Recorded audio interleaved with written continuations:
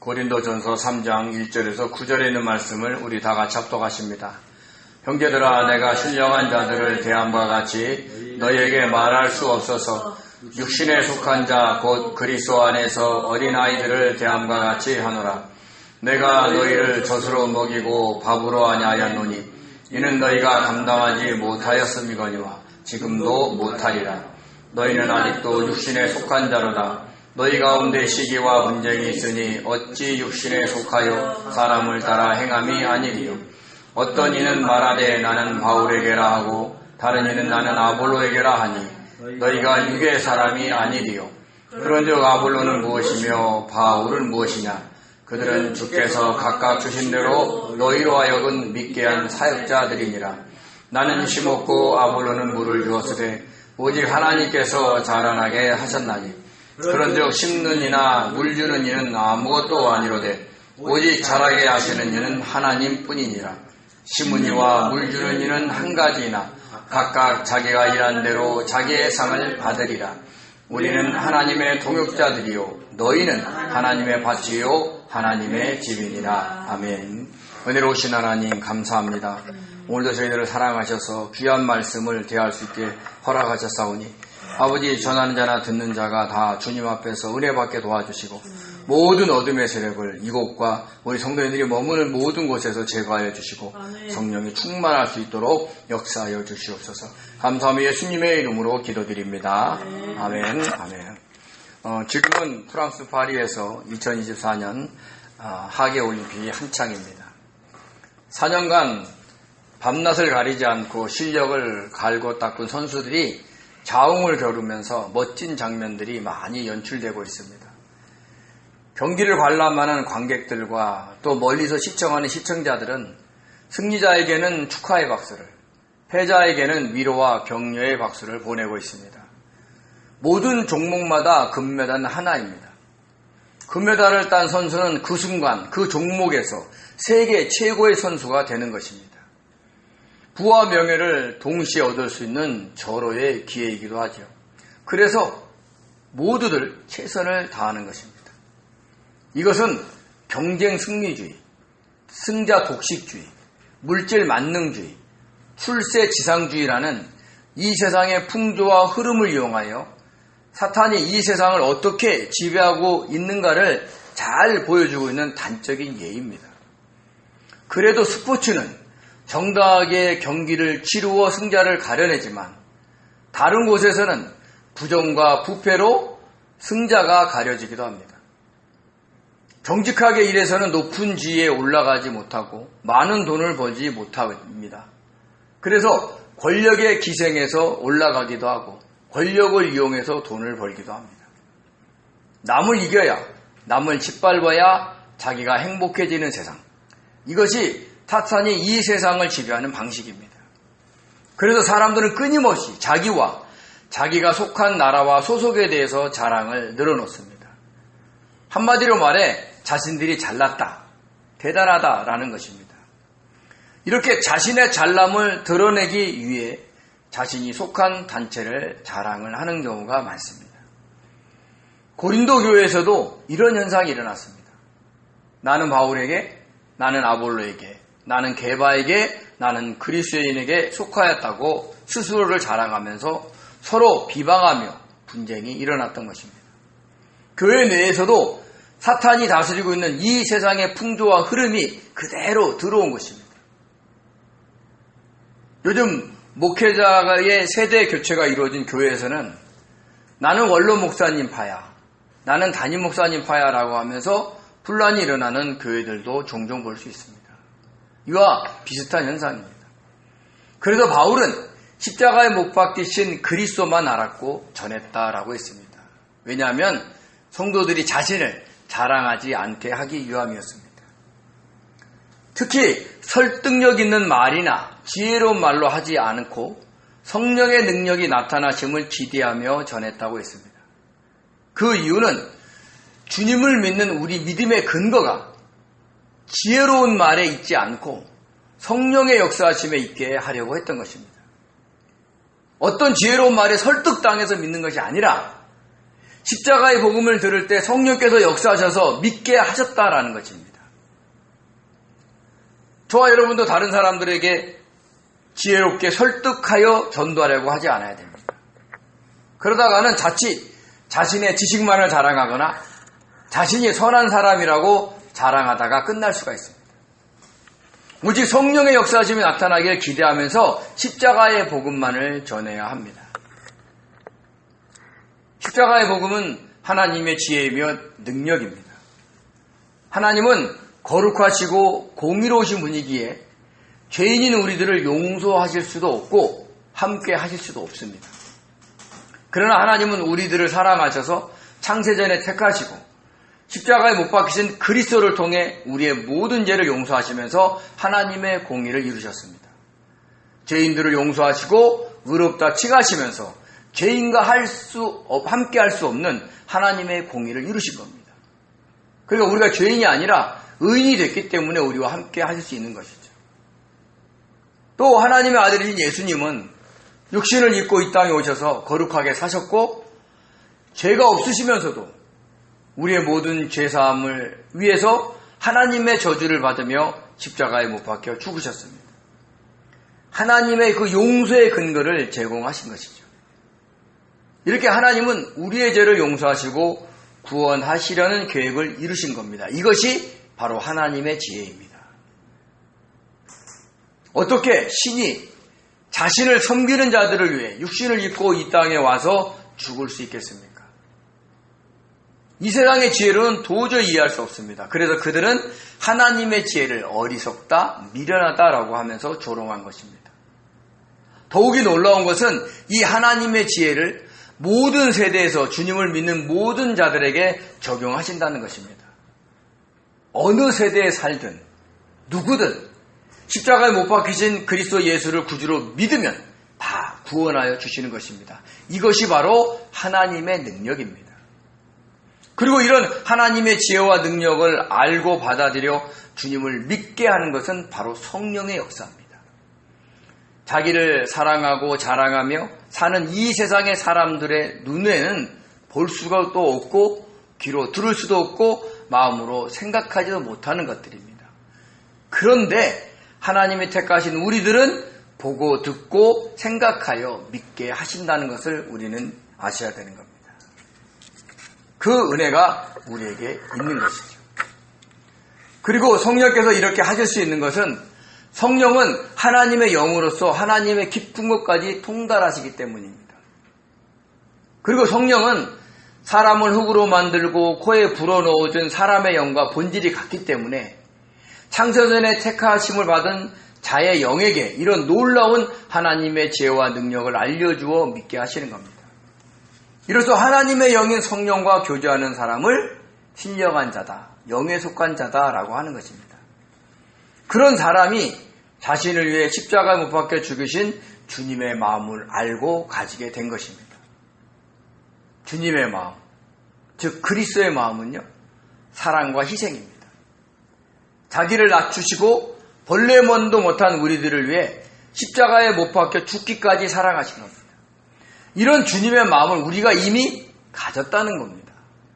여기서 우리가 유념해야 될 게 뭐냐면 영적 원리 중에 하나가 우리가 영적으로 어떤 존재가 되었다는 것을 깨달아 알 때 그것을 사용할 수 있는 능력이 주어진다는 거죠. 관심도 갖지 않고 별로 신경도 안 쓰면 그런 능력이 우리에게 작용되지 않는데 그것에 대해서 관심을 갖고 그것을 알 때는 우리가 그것을 사용할 수 있는 능력이 생긴다는 것입니다. 우리 로마서 6장 11절을 같이 읽겠습니다. 이와 같이 너희도 너희 자신을 죄에 대하여는 죽은 자요 그리스도 예수 안에서 하나님께 대하여는 살아있는 자로 여길지어다. 아멘. 그러니까 죄에 대해서 죽은 자로 그리스도 안에서 하나님께 대하여 살아있는 자로 여겨라. 그렇게 알라라는 겁니다. 그러면 우리는 죄에게 종로로 사지 않고 하나님께 영광을 돌리며 살아갈 수 있다라는 것입니다. 이어서 우리 12절과 13절을 같이 읽겠습니다. 그러므로 너희는 죄가 너희 죽을 몸을 지배하지 못하게 하여 몸의 사욕에 순종하지 말고 또한 너희 지체를 불의의 무기로 죄에게 내주지 말고 오직 너희 자신을 죽은 자 가운데서 다시 살아난 자 같이 하나님께 드리며 너희 지체를 의의 무기로 하나님께 드리라. 아멘. 자신이 죄에 대해서 죽고 하나님께 되어 살아 있다는 것을 알면 몸의 사욕에 순종하지 않고 죄의 종이 된 불의의 무기가 아닌 하나님의 종이 된 의의 무기가 되어 하나님께 드릴 수 있다는 것입니다. 이렇게 우리가 영적으로 어떻게 된 것을 알면, 그래서 주님의 뜻을 묻고 성령의 도우심을 구하면 성령의 역사하심에 순종함으로 우리가 의의 무기로 사용될 수 있다는 것을 알려주고 있는 겁니다. 그래서 사도 바울은 고린도 교회 성도들에게 너희가 지금도 그 그리스도의 마음을 가지고 있다는 사실을 알려준 겁니다. 왜요? 사용하라고. 그 마음이 어떤 거냐? 빌립보서 2장 2절의 이하를 보면 사도 바울은 이렇게 얘기합니다. 같은 생각을 품고 같은 사랑을 가지고 뜻을 합하여 한 마음이 되라라고 했습니다.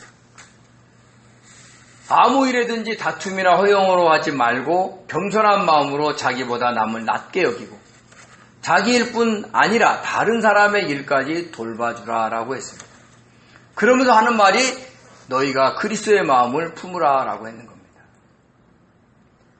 예수 그리스도는요, 우리를 위해 자신을 낮추고 육신을 입고 오셔서 십자가에서 죽기까지 복종하셨습니다. 이런 그리스도의 마음을 품어야 한 마음으로 남을 나보다 낮게 여기고 그리고 다른 사람의 일까지 돌볼 수 있는 겁니다. 그런데 이런 그리스도의 마음을 우리가 이미 가지고 있다는 것입니다. 즉 고린도의 성도들이 지금이라도 파벌을 형성하면서 분열하지 않고 얼마든지 하나로 화합할 수 있다라는 것을 뜻하는 것입니다. 신령한 사람, 즉 영에 속한 사람은 성령과 친밀한 교제를 하면서 어느 곳에 가든지 자신을 낮추고 그것의 화합을 위해서 누구에게 자기가 복종해야 할지를 찾습니다. 세상의 질서, 지휘체계에 따라 순종하는 것처럼 보여도 영에 속한 사람, 그 사람은 성령의 조명하심에 따라 사람들에게 순종을 합니다. 겉으로 보기에는 세상의 지휘체계를 따른 것처럼 보일 수 있습니다. 그러나 실제로 그 사람은 성령의 인도하심을 따라 그 사람들에게 순종을 하고 있는 것입니다. 저와 여러분도 그래야 돼요. 저와 여러분이 진짜 신령한 자라면, 영에 속한 자라면 우리가 어느 곳에 가든지 그곳의 화합을 위해서 자기가 누구에게 복종해야 될까를 주님께 물어보고 찾고 순종해야 하는 겁니다. 우리는 직장에서 근무하거나 사업을 해도 그곳에서의 화합과 평화를 위해 성령의 인도하심을 따라 상사에게 순종하고 거래처의 사람들을 잘 대해 주어야 합니다. 물론 때로는 억울한 일을 당할 수도 있죠. 그래도 참고 견디면서 성령의 인도하심을 따라 살아가야 합니다. 성령께서 그 일을 그만두라 하기 전까지는 까다로운 상사라도 마음에 들지 않는 거래처라도 섬기면서 순종해야 됩니다. 그러면 하나님의 때에 우리가 직장을 옮기든 까다로운 상사가 직장을 옮기든 아니면 마음에 들지 않는 거래처가 없어지고 마음에 드는 거래처가 생기든 그렇게 하여 그 직장과 사업처의 화평이 유지될 것입니다. 교회에서도 마찬가지입니다. 교회 질서 속에 순종하는 것처럼 보여도 우리는 그리스도의 마음을 가지고 있기에 교회의 화합과 평화를 위해 성령의 인도하심을 따라 서로에게 순종을 해야 하는 것입니다. 같은 생각, 같은 마음, 같은 뜻을 가지려고 자기의 뜻을 내려놓아야 합니다. 자기보다 남을 낮게 여기려고 자기의 자존심과 체면을 내려놓고 섬겨야 합니다. 또 다른 사람들의 일까지 돌보기 위해 시간과 물질을 써야 합니다. 물론 이 모든 일을 우리의 타고난 착한 마음으로 한다면 나중에는 한계에 부딪혀서 짜증을 내거나 화를 낼 수 있습니다. 또 그러다간 사람과의 관계도 끊어질 수가 있을 수도 있습니다. 사탄이 그렇게 그 환경을 조성해 가는 것입니다. 그러므로 우리는 성령의 역사하심으로 그리스도의 마음을 가지고 있다는 그 영적 사실을 잊지 말고 속상할 때, 답답할 때 그 사실을 되새기면서 성령의 도우심을 구해야 합니다. 그러면 속상하고 답답했던 마음이 풀어지고 다시 그리스도의 마음으로 참고 견디며 품고 이해하면서 사랑하며 섬길 수 있게 될 것입니다. 저와 여러분이 그런 영적 사실을 알고 사용할 줄 아는 복된 성도들 되시기 바랍니다. 자, 그러면서 사도 바울은 권면을 계속 이어가기 위해서 고린도 교회를 향해서 형제들아 라고 친근하게 부릅니다. 우리 고린도전서 3장 1절을 같이 읽겠습니다. 형제들아, 내가 신령한 자들을 대함과 같이 너희에게 말할 수 없어서 육신에 속한 자 곧 그리스도 안에서 어린 아이들을 대함과 같이 하노라. 내가 너희를 젖으로 먹이고 밥으로 아니하였노니 이는 너희가 감당하지 못하였음이거니와 지금도 못하리라. 아멘. 파벌을 형성하고 분열하고 분쟁을 이어가고 있는 고린도 교인들을 향해서 계속해서 그들이 듣기 힘든 권면을 이어가야 하기에 형제들아 라고 부르면서 그들을 향한 바울의 마음이 진심이라는 것을 표현한 겁니다. 그러면서 그들을 신령한 자들을 대하는 것처럼 말할 수 없어서 육신에 속한 자, 즉 영적으로 어린아이들을 대한과 같이 한다라고 했습니다. 사람은 영과 혼과 육으로 구성되어 있습니다. 그래도 주님을 믿고 허물과 죄로 죽었던 영이 다시 살아난 성도들이라 할지라도 그 영의 성장의 정도에 따라 육에 속한 자, 혼에 속한 자, 영에 속한 자로 분류할 수가 있습니다. 육에 속한 자의 헬라어 사르키노스는 육의 헬라어 사르크스에서 유래가 됐습니다. 혼에 속한 자의 헬라어 코스는 혼의 헬라어 푸시케에서 유래됐습니다. 영에 속한 자, 즉 신령한 자는 푸뉴마티코스인데 이것은 영의 헬라어 퓨뉴마에서 유래가 되었습니다. 주님을 믿어도 성령과의 교제를 하지 않고 육신의 정욕에 따라 살아가는 성도는 육에 속한 자가 됩니다. 자신의 육신을 사랑하고 자신의 육신이 원하는 것을 더 신경 쓰는 사람이죠. 또 혼에 속한 자는요, 자기의 뜻을 이루고 자신의 자존심과 체면에 더 신경 쓰는 사람들입니다.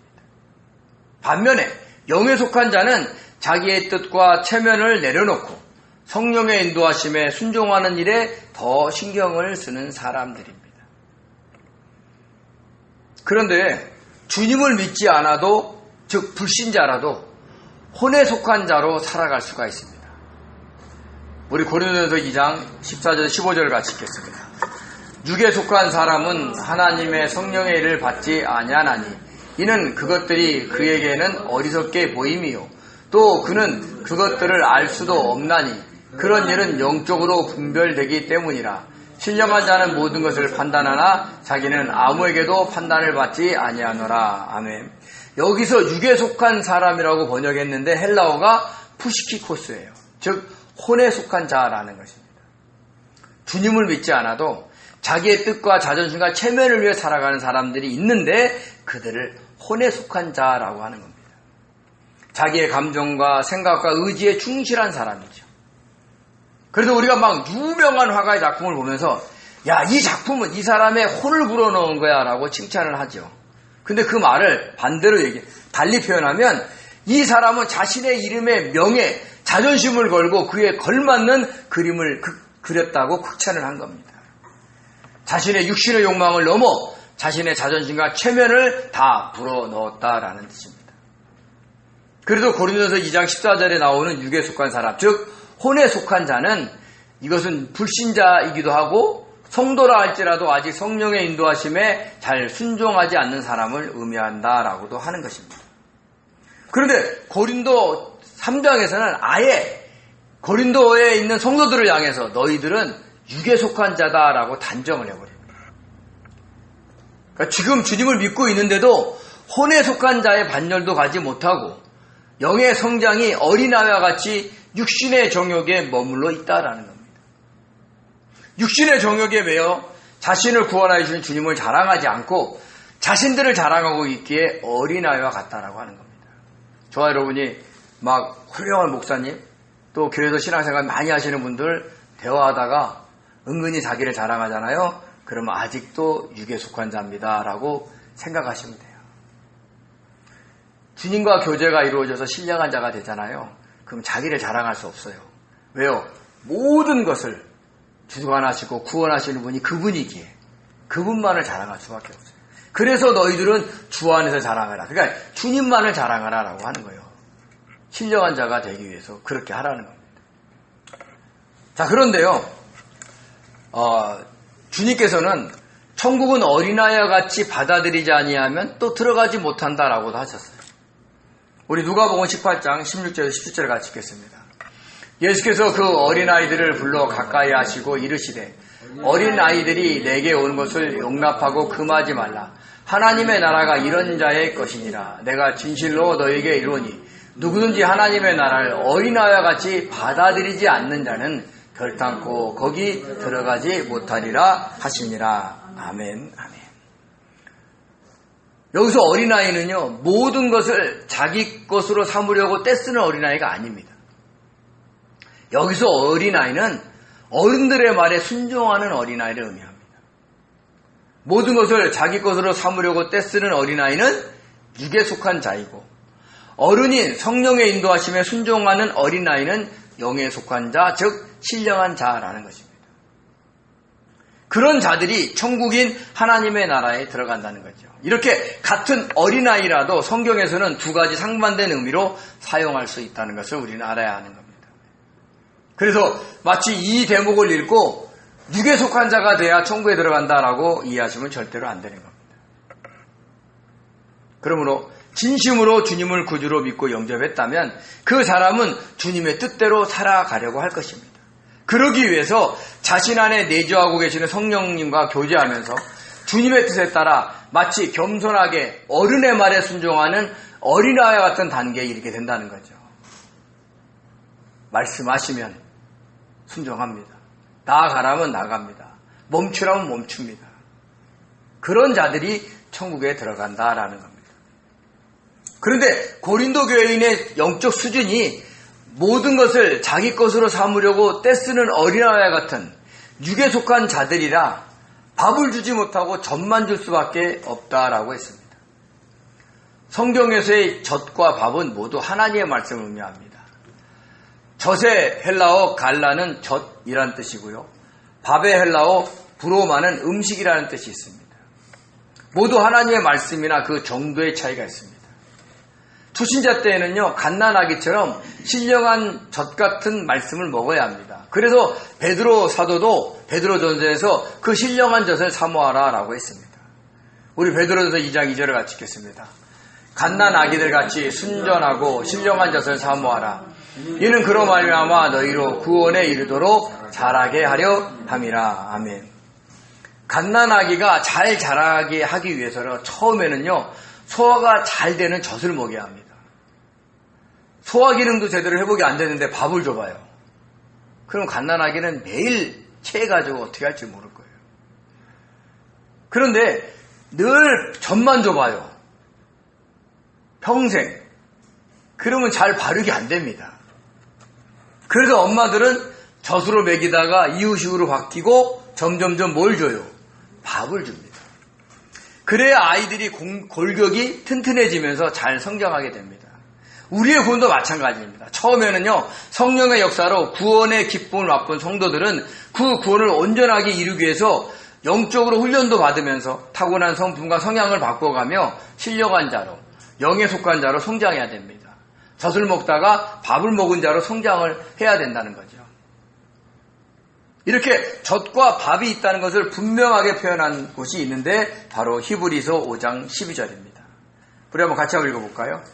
때가 오래되었으므로 너희가 마땅히 선생이 되었을 터인데 너희가 다시 하나님의 말씀의 초보에 대하여 누구에게서 가르침을 받아야 할 처지이니 단단한 음식은 못 먹고 젖이나 먹어야 할 자가 되었도다. 아멘. 그러니까 주님을 믿은 지 오래됐어요. 목회도 하고 또 장로로 직분도 받고 섬기고 있고 안수집사가 되고 권사가 됐어요. 그럼 이제는 영적으로 선생이 돼야 되는데, 그래서 초신자를 가르쳐야 돼야 되는데 하나님의 말씀에 초보를 다시 배워야 할 정도로 영적으로 성장하지 않고 있다는 거예요. 영적으로 성장하는 것을 등한시했다고 책망하고 있는 겁니다. 목회자는 다 영적 수준이 높을까요?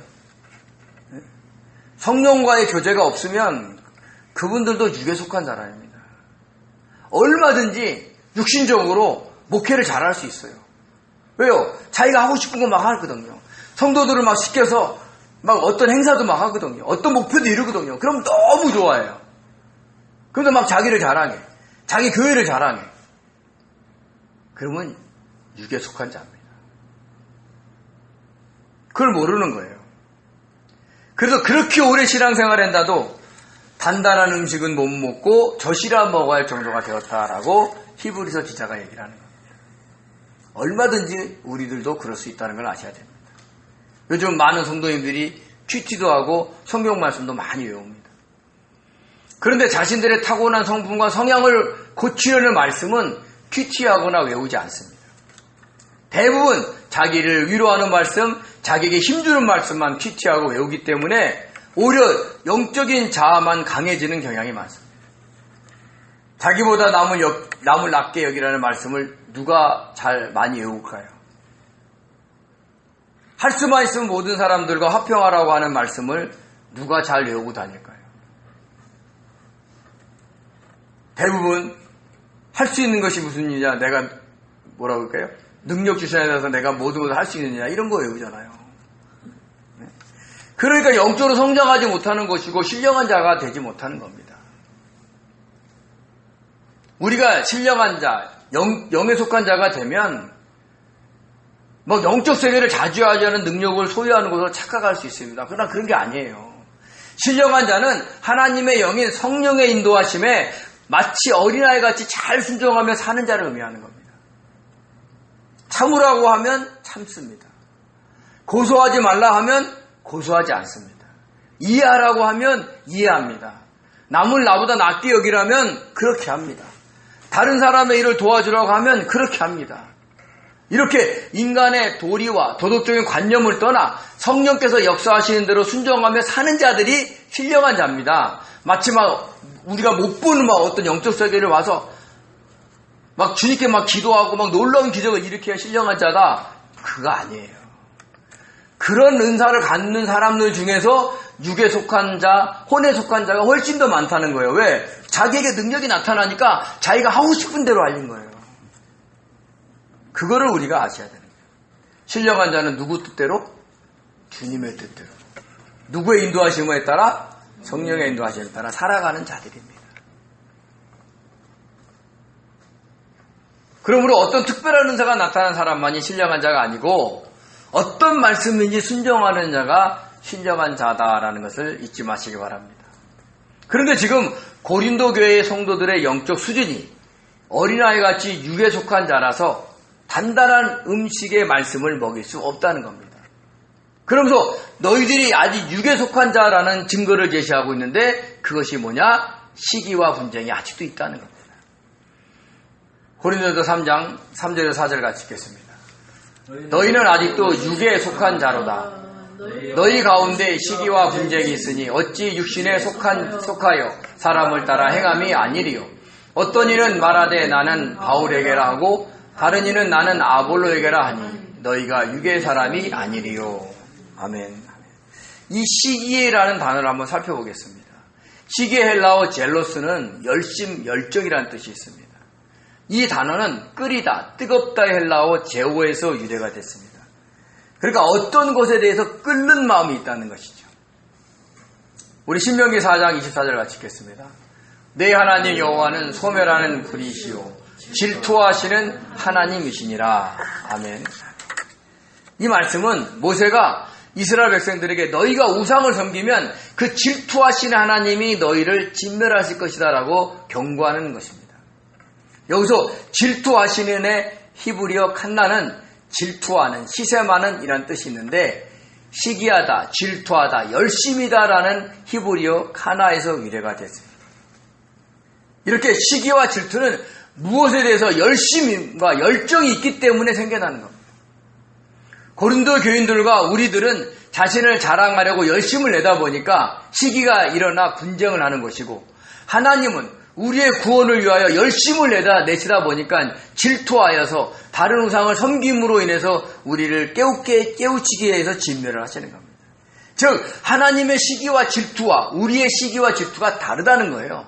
하나님은 우리의 구원을 위하여 시기 질투하는 것이고 우리는 우리 자신을 위해서 시기 질투하고 있다는 것을 아셔야 됩니다. 이렇게 자신을 위해 파벌을 영성하고 나는 바울에게 속하였다, 나는 아볼로에게 속하였다 자랑하고 있으니 너희는 아직 영에 속한 사람이 되지 못하고 육에 속한 사람으로 살아간다는 것입니다. 영에 속한 사람, 신령한 자는 오직 주 안에서 자랑합니다. 자신의 영을 구원하여 주신 주님, 그리고 이 땅에서 지금도 매 순간순간 자기를 구원해주고 있는 그 주님만을 자랑하며 살아가는 사람이라는 것입니다. 그러면서 너희들이 그렇게 자랑하는 나 바울과 아볼로가 아무것도 아니라는 것을 증명해 줍니다. 우리 고린도서 3장 5절에서 7절을 같이 읽겠습니다. 그런즉 아볼로는 무엇이며 바울은 무엇이냐? 그들은 주께서 각각 주신 대로 너희로 하여금 믿게 한 사역자들이니라. 나는 심었고 아볼로는 물을 주었으되 오직 하나님께서 자라나게 하셨나니 그런즉 심는 이와 물 주는 이는 아무것도 아니로되 오직 자라게 하시는 이는 하나님뿐이시니라. 아멘.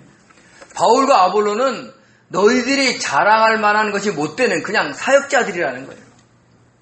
사역자의 헬라어 디아코노스는 하인, 고용인, 집사라는 뜻이 있어요. 즉 주인의 명령에 열심히 수행하는 사람을 의미합니다. 근데 이 단어는 무엇을 통하여의 디아와 먼지라는 헬라어 코니아에서 유래가 됐습니다. 즉 주님의 명령이 떨어지면 먼지가 일어날 정도로 열심히 그 일에 최선을 다하는 사람이라는 거죠. 그런 하인이라는 얘기를 하는 겁니다. 팔레스타인의 기후는 우리나라와 다릅니다. 강수량이 적고 산악지역이기 때문에 조금만 움직이면 먼지가 일어나요. 그래서 그들은 늘 손님이 오면 뭘 씻는 물을 줘요? 발을 씻는 물을 줘요. 왜? 먼지가 묻었기 때문에. 근데 그 일꾼은 뭐냐면 그 먼지가 일어날 정도 일을 하게 한다는 거예요. 디아코노스가. 그러니까 열심히 하는 거죠. 그런 사람일 수밖에 없다는 거예요. 그러니까 그렇게 주인의 명령을 받아서 일하는 하인, 일꾼, 집사일 뿐이라는 거예요. 근데 너희들은 그 사람들을 자랑한다는 거죠. 육에 속한 자가 됐기 때문에. 근데 바울은 심었고 아볼로는 물을 주었다라고 했습니다. 바울은 고린도 교회를 개척하고 세운 일꾼입니다. 하나님의 말씀을 심은 겁니다. 그리고 아볼로는 지식이 풍부하여서 땅에 심긴 씨앗이 잘 받아들이도록 물을 주었어요. 하나님의 말씀을 정말 잘 설교를 했다는 겁니다. 이렇게 일꾼들은 하나님이 주신 은사대로 일을 한 겁니다. 그러나 그 말씀의 씨가 자라게 하시는 것은 하나님이시라는 거죠. 씨를 뿌리고 물을 주면 어떻습니까? 뭐합니까? 적당한 때 햇빛이 있어야 되고 낮과 밤의 온도 차이가 있어야 돼요. 그 모든 것을 하나님이 하고 계시다라는 것을 알려주고 있는 겁니다. 그래서 여기서 심었고 물을 주었고가 모두 과거 완료형으로 쓰였어요. 왜냐하면 바울은 고린도 교회를 세우고 다른 선교지로 갔어요. 아볼로도 고린도 교회에서 설교를 잘하다가 딴 곳을 갔어요.